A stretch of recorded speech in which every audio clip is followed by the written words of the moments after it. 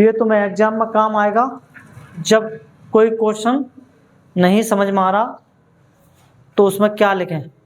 अगर खाली छोड़ दिया तो 0 नंबर मिल नहीं पाए हैं, है ना। उल्टा पुल्टा लिखा तो और इंप्रेशन खराब हो सकता है, यानी कि नंबर कम ही मिलेंगे। तो इससे अच्छा है कि अपन थोड़ा सा उसका ढांचा तैयार कर लेते हैं कि अगर कोई क्वेश्चन किस तरह का है ना, उसको किस तरह से लिखना चाहिए ताकि हमें थोड़े बहुत नंबर उसमें मिल जाए, है ना। और अगर तुम इस पैटर्न पर लिखते हो तो आराम से आपको उसमें नंबर मिल सकते हैं, ठीक है। अब अपन क्वेश्चन पढ़ते हैं तो वैसे तो हमें क्वेश्चन समझ में आ ही जाता है कि क्वेश्चन में क्या पूछा गया है। फिर भी अगर नहीं समझ में आ रहा है तो उसमें कोई ना कोई 1-2 वर्ड्स ऐसे होते हैं, कीवर्ड्स, जिन पर हम क्या कर सकते हैं, मतलब थोड़े बहुत समझ में आ रहे होते हैं और उन पर हम पूरा का पूरा आंसर क्या कर सकते हैं, लिख सकते हैं ना। जैसे अपन अभी इसमें लिख के देखेंगे 2024-25 का पेपर में कैसे लिखते हैं उनको, ठीक है। देखो मैंने ये जो हिस्ट्री का क्वेश्चन होते हैं हिस्ट्री के लिए बनाया हुआ है, ठीक है।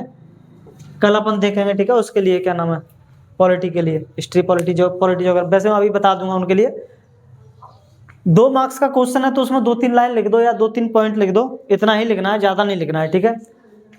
3 नंबर का क्वेश्चन है, 3 पॉइंट लिख दो, ठीक है, मतलब 3 लाइन हो जाए उसके लिए। 4 नंबर का क्वेश्चन है तो परिचय प्लस 4 पॉइंट्स प्लस निष्कर्ष, यानी कि इंट्रोडक्शन भी होना चाहिए, ठीक है, उसमें 3-4 पॉइंट्स भी होने चाहिए और अंत में निष्कर्ष भी होना चाहिए, ठीक है। 2 मार्क्स का क्वेश्चन, जैसे अपन कोई क्वेश्चन है उसमें पूछा गया है कि क्या है, किसे कहते हैं, इस टाइप में, है ना, कि ये चीज क्या है, किसे कहते हैं, आते हैं क्वेश्चन, है ना। जैसे कि बहिर्विवाह किसे कहते हैं, है ना। तो इस टाइप के क्वेश्चन है, उनको कैसे लिखेंगे, विषय क्या है, तो हमें पता है विषय क्या है, बहिर्विवाह है ना। उस पर लिख दो 1 लाइन की बहिर्विवाह क्या है, यहाँ पे खाली स्थान भर दो, डैश को डैश कहा जाता है ना, यानी कि इसको बहिर्विवाह कहा जाता है। डैश को का मतलब है किसमें, अपने गोत्र से अलग गोत्र में विवाह करने को ही क्या कहा जाता है, बहिर्विवाह कहा जाता है। ऐसे शुरू करो उसको, या फिर ये क्या लिख दिया मैंने, ये किससे संबंधित है। दूसरी लाइन में आप लोग क्या लिखोगे, 1 लाइन ही होगा, ये एक दूसरी लाइन में एक मुख्य विशेषता लिख दो या तथ्य लिख दो, यानी कि बहिर्विवाह किससे संबंधित है, किससे संबंधित है। तो अगर समझ में आ रहा है तो लिख दो, नहीं तो तुम्हारे उसी इंट्रोडक्शन में 2 लाइन हो जाए तो बहुत है, कम से कम 2 लाइन होनी चाहिए, है ना। और अगर कोई क्वेश्चन है क्यों पूछा गया है, मतलब कारण पूछा गया है कि कोई चीज है तो क्यों है ना, इस तरह का, तो उसमें आपको तुम्हें क्या लिखना है, क्यों जरूरी था, वो चीज क्यों जरूरी थी, उसका कारण लिखो। जरूरी है तो उसके कारण भी होंगे, क्यों जरूरी थी, कारण 1, कारण 2, कारण 3, ठीक है, 3 कारण लिख दो। अगर 2 नंबर में है तो क्यों जरूरी था लिख के 2 कारण लिख दो, बहुत है। 3 नंबर में तो 1 कारण और बढ़ा दो, कम से कम 3 कारण हो जाए, ठीक है।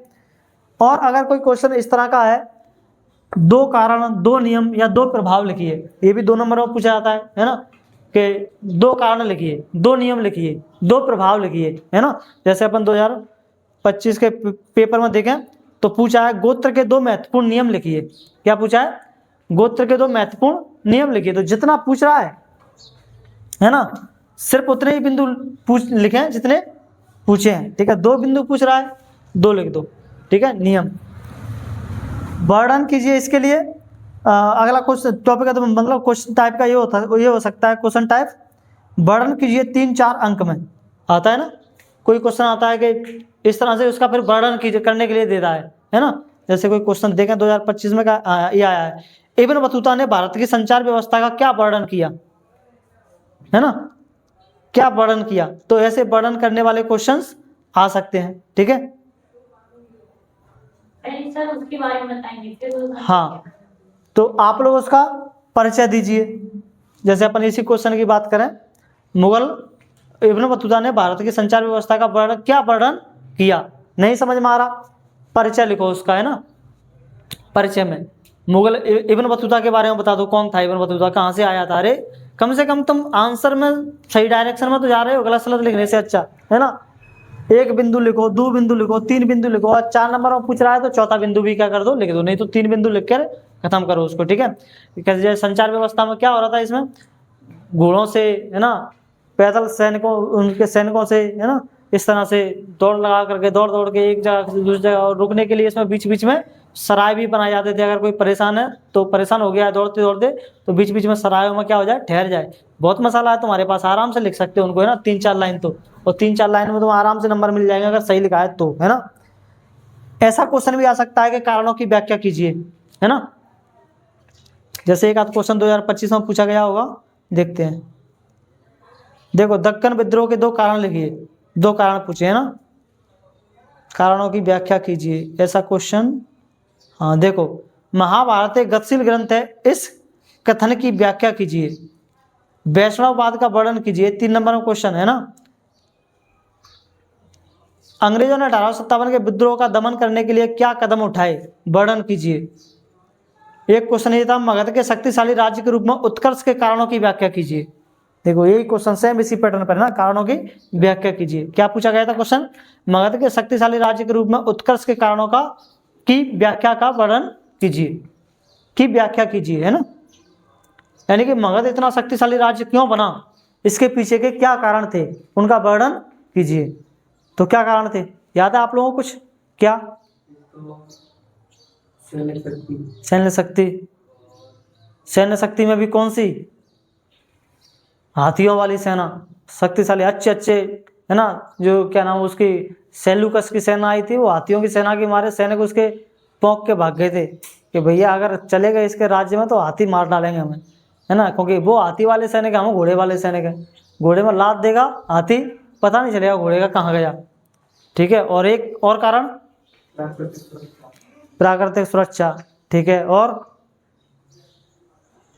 लोहे की उपलब्धता, है ना, लोहा आस पास में ही था तो उससे हथियार उन्होंने बढ़िया बना लिए थे। व्यापार वहाँ का अच्छा था, है ना, टैक्स की व्यवस्था वहाँ की अच्छी थी, खेती वहाँ पे अच्छी होती थी, पानी आने की सबकी व्यवस्था बढ़िया थी वहाँ पे, है ना। तो सारे फैक्टर मिल गए थे। अभी इनके जो तुम्हें पता है उनको वर्णन करो, बस वर्णन और कर दो, उनकी व्याख्या कर दो, ठीक है, इस तरह से। अगला, यानी इसके लिए शुरू करने के लिए जो लाइन है, इसके पीछे निम्नलिखित कारण थे, लिखते जाओ, ठीक है, हेडिंग बनाओ, लिखते जाओ, उनके कारणों की व्याख्या करते जाओ। अगला क्वेश्चन, अगला टॉपिक शुरू करने के लिए और भी लाइन, कौन से वाले के लिए, इसी के लिए शुरू करने के लिए और लाइंस, इसके लिए लिखाई थी मैंने, नहीं, ये तो इसकी थी, है ना, क्यों जरूरी था, ये वाली लाइंस इसकी थी, ठीक है। क्यों मतलब क्यों वाले क्वेश्चन आए तो शुरू करने के लिए इसके पीछे कई कारण थे, यह इसलिए किया गया क्योंकि, है ना। अगर ऐसा क्वेश्चन आ रहा है क्यों जरूरी था, सॉरी ये वाला क्वेश्चन क्यों का जवाब पूछा गया है उसमें, तो उसकी शुरू करने के लिए अगर कुछ नहीं समझ में आ रहा तो यहाँ से शुरू करो, इसके पीछे कई कारण थे, है ना, यह इसलिए किया गया क्योंकि, इस तरह से, ठीक है। और अगर 5% रह गया बस, कोई बात नहीं, लाइट आने वाली होगी शायद। भूमिका, यानी कि अगला क्वेश्चन आप लोगों से इस टाइप का पूछा जा सकता है कि कोई काम हुआ तो उसके क्या मतलब इस काम के लिए क्या प्रयास किए गए, क्या कदम उठाए गए, है ना, सरकार ने कोई कदम उठाए होंगे, कोई प्रयास किया होगा किसी ने, तो ऐसे क्वेश्चनों को उसके पहले भूमिका लिखो। भूमिका में क्या लिखो, किसने किया, कब किया वो काम, ठीक है। कदम 1 2 3 4, अगर 3 नंबर में पूछा जा रहा है 2-3 लिख दो, 4 नंबर में पूछा जा रहा है 4 लिख दो। इसके लिए निम्नलिखित कदम उठाए गए, ऐसे शुरुआत कर सकते हैं, ठीक है। आंदोलन, विद्रोह, परंपरा पर कोई क्वेश्चन आए 3-4 नंबर का, है ना, तो उसको कैसे लिखना है, आंदोलन के बारे में, जैसे कोई उसके बारे में लिखो, कोई आंदोलन जिसमें पूछा गया था, देखते हैं कौन सा आंदोलन पूछा गया है इसमें। देखो ये आंदोलन पूछा गया है, भारत छोड़ो आंदोलन एक जन आंदोलन था, इस कथन को स्पष्ट कीजिए। भारत छोड़ो आंदोलन एक जन आंदोलन था, इस कथन को स्पष्ट कीजिए। ये 2025 में पूछा गया था क्वेश्चन, ठीक है।